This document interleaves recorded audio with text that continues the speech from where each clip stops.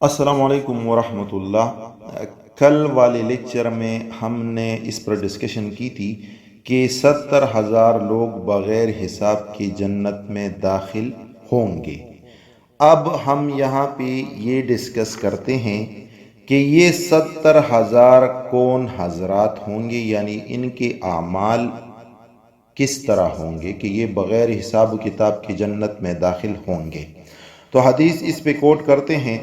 حضرت ابن عباس رضی اللہ تعالیٰ عنہ سے روایت ہے کہ حضور اکرم صلی اللہ علیہ وسلم نے ارشاد فرمایا، میرے سامنے تمام امتوں کو پیش کیا گیا، پس میں نے ایک نبی کو دیکھا جس کے ساتھ ایک معمولی سی جماعت تھی، اور ایک نبی کو دیکھا جس کے ساتھ صرف ایک یا دو آدمی تھے، اور ایک نبی کو دیکھا جس کے ساتھ کوئی شخص بھی ان کو ماننے والا نہیں تھا۔ پھر اچانک میرے سامنے ایک بہت بڑی امت کو پیش کیا گیا۔ میں نے گمان کیا کہ یہ میری امت ہے، لیکن مجھے کہا گیا کہ یہ موسیٰ علیہ السلام اور ان کی قوم ہے۔ آپ افق آسمان و زمین کے ملنے والے طویل و عریض کنارے کی طرف دیکھیں۔ جب میں نے دیکھا تو وہ بہت بڑی امت تھی۔ پھر مجھے کہا گیا آپ دوسری افق کی طرف بھی دیکھیں، تو ادھر بھی بہت ہی بڑی امت تھی۔ مجھے فرمایا گیا کہ آپ کی امت یہ ہے۔ ان میں سے 70,000 وہ حضرات ہیں جو جنت میں بغیر حساب کیے اور عذاب دیے داخل ہوں گے۔ پھر آپ صلی اللہ علیہ وسلم اٹھ کر گھر میں تشریف لے گئے، تو صحابہ کرام نے ان حضرات کے بارے میں جو جنت میں بغیر حساب و عذاب کے داخل ہوں گے غور و فکر شروع کر دیا۔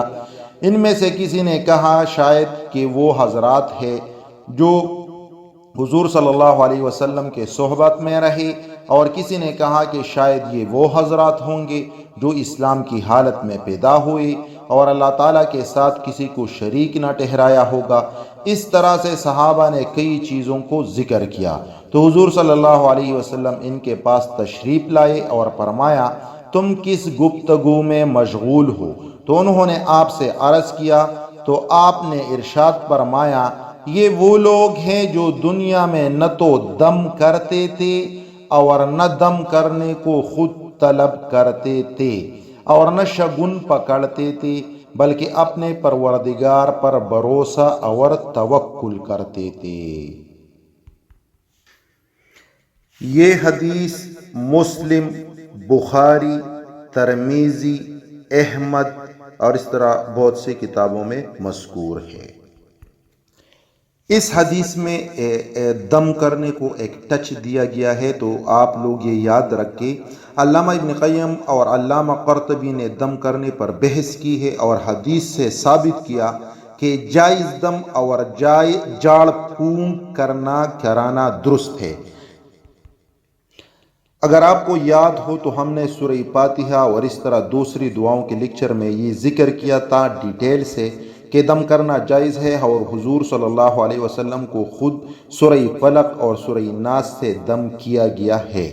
لیکن یہاں پر ناجائز دم کی بات ہو رہی ہے، اور پھال نکالنا اور اسٹرالوجی وغیرہ کے بارے میں جو باتیں ہیں اسی سے منع فرمایا ہے۔ واللہ عالم بالصواب۔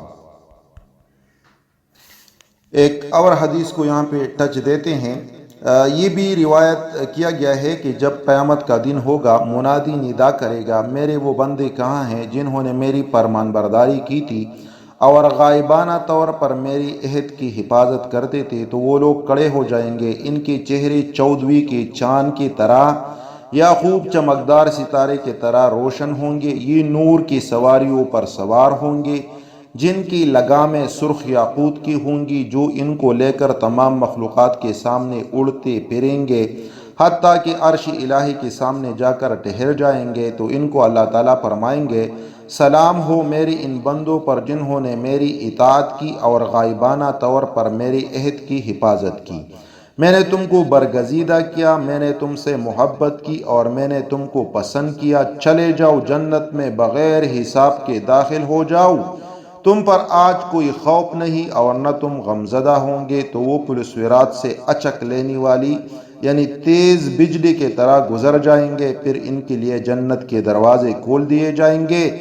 اس کے بعد باقی مخلوقات میدان حشر میں پڑی ہوئی ہوں گی، ان میں بعض سے کہے گا اے قوم فلاں بن فلاں کہاں ہے؟ جس وقت وہ ایک دوسرے سے پوچھ رہے ہوں گے تو ایک منادی ندا کرے گا ان اصحاب الجنت اليوم فی شغل فاکہون۔